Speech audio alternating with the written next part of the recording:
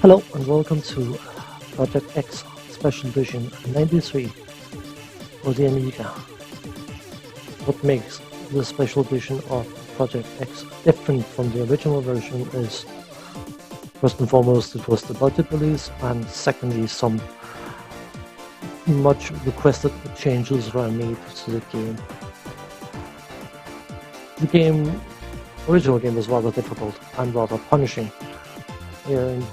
Losing a life wasn't good, not at all, definitely not. And some modifications were done in the special edition. No, level 1 was shortened, and as I was saying, it wasn't as punishing as the original game. Just going through the 3 different crafts you can use.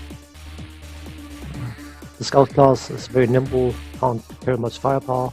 The Battle class is very heavy on firepower, but very clunky. And then, of course, you've got the Cruiser class, which is the slam bang in the middle, and that is my preferred craft to use for this game.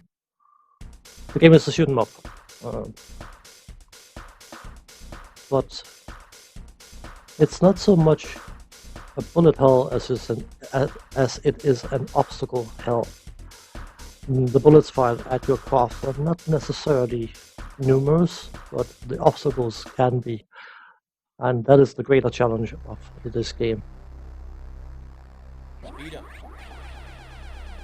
Now at the bottom of the screen you can see different upgrades: speed, guns, build up, side shot, missiles, plasma, magma, laser, and stealth.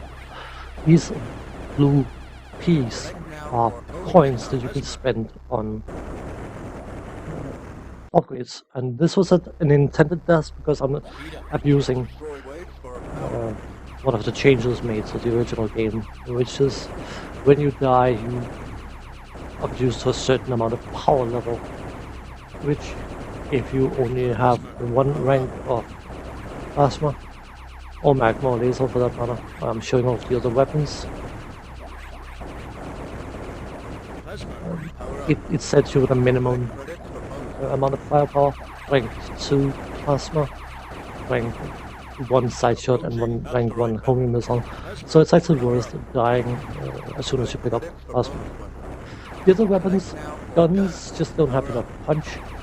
Magma can be used, but laser beams, while they pack the highest punch, they don't hit a very wide area, and it becomes very, very apparent that not having some sort of widespread becomes an issue.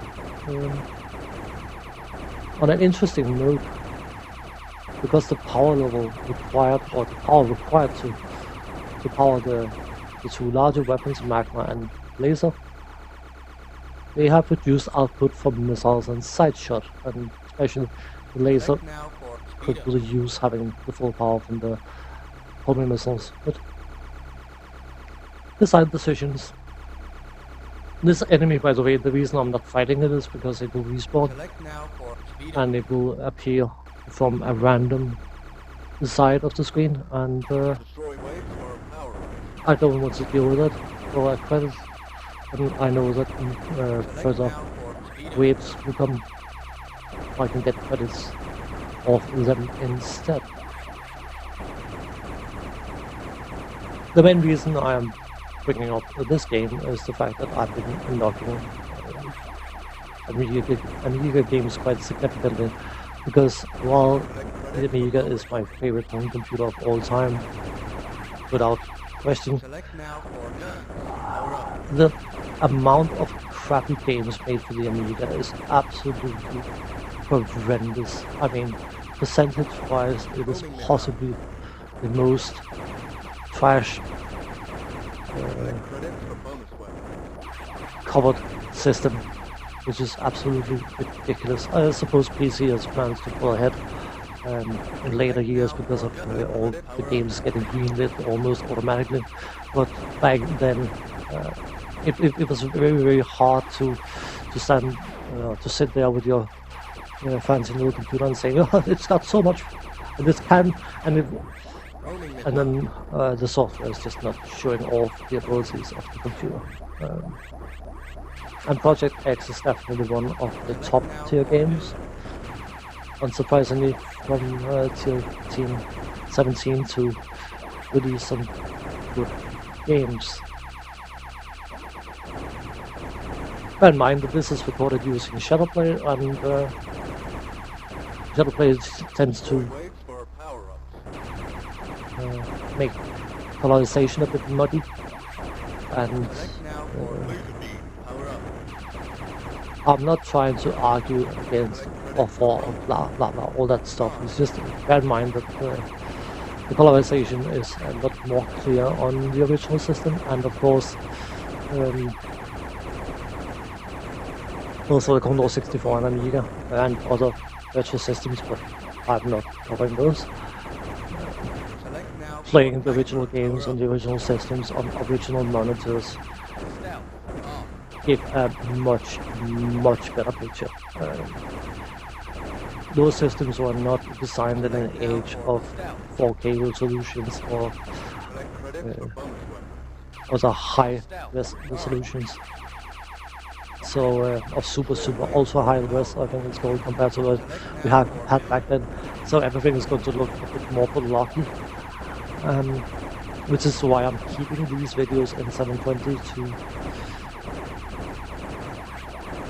use a more modern resolution, while at the same time we're not making it to the point where the old systems are going to look far more horrible than they actually would have looked on the original hardware with a good monitor. So, reaching the end of level 1, we face off against the boss. This boss is not particularly difficult. Just have to wait for it to shoot its beam, make it vulnerable, and then yeah. So running around, I was about to say, dodging left, right, and center on the screen is a bit pointless because it will just chase you and not attack. So nothing too difficult. Boom, boom. Toss down. On to next level.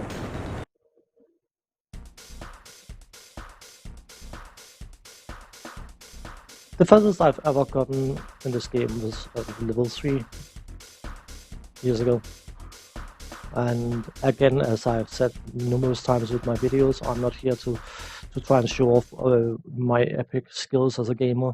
I'm trying to show off the games, and especially in the case of the Amiga, I do like to dig out very good games from time to time, because there's an awful lot of scrap on that system. It is disheartening, because the machine was quite capable, but a lot of the people making games on the machine was either not able or they just didn't care, and I don't know which one's worst.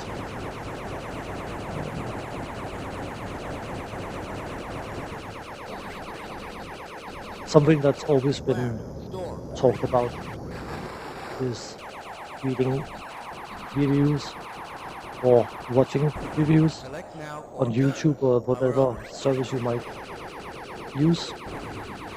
You know why I was searching high there, but I did. I'm a bit stupid. Never mind. Anyway, and back then we only had magazines that was released once a month, and of course it became very popular to release new games early in the month after the publications had been released, if they didn't send out review copies ahead of time. Of course, the companies that weren't afraid of the reviews would not do such things, but buying games blind back then was even more of a risky proposition than it is now. And these download services are giving some sort of refund option. Back then, you bought a game that was bad. Does it work? Yeah. Sad. Can't help you. Sorry. Sad. Won't help you. It's not our fault that you're dumb enough to buy this rubbish. So, yeah. But Project X is definitely not rubbish. It's a great game, sounds good, looks good. As I was saying earlier, not so much a bullet hell, but an obstacle hell. And at this point, my controller for some bizarre reason decided that it wants to go down continuously. Even in neutral position, my craft was moving down, so it became surprisingly hard to control, and I will have a death where it was completely out of my control. Ha! Controller's out of control. So, oh well. One of those things. But all in all, was it X? A great game, great challenge, and definitely worth spending some time on if you are into shoot 'em ups. And at least a testament to the fact that the Amiga can actually move graphics, play sound, and make it look and sound decent. It can scroll as well, not like some games.